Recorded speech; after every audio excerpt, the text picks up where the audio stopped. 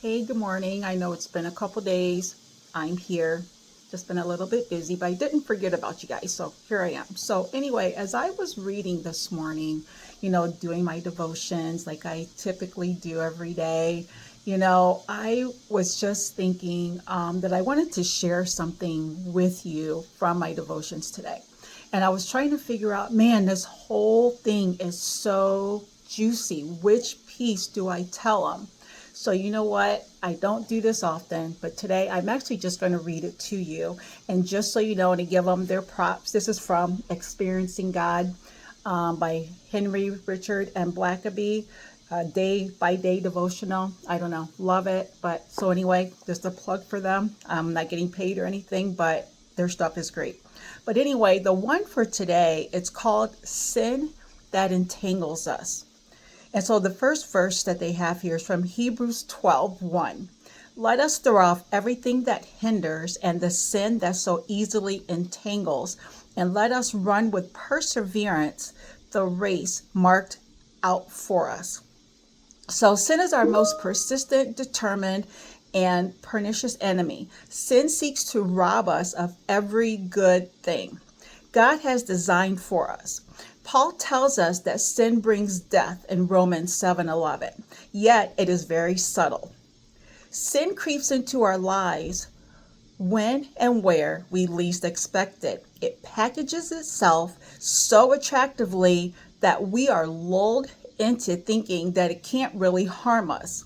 And that's from 2 Corinthians 11:14 and 15. Sin stealthily and relentlessly entangles our lives.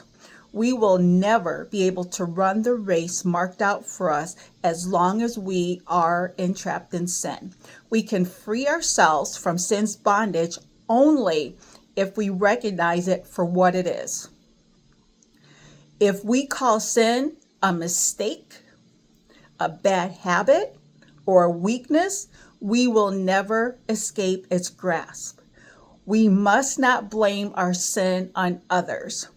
We must not allow pride to convince us it is too humiliating to admit the sin in our lives. Sin can blind us to its presence. It does not always command our attention, but rather it subtly and pervasively robs us of the spiritual power and victory that could be ours. The good news is that there is no extent to which sin can entangle us that God's grace does not abound still more to free us. Romans 5:20. So I'm not going to ask you this question. Has sin robbed your joy? Has it prevented you from being the best husband, wife, son, daughter, friend, employee, or anything that you could be? Is it keeping you from spiritual maturity?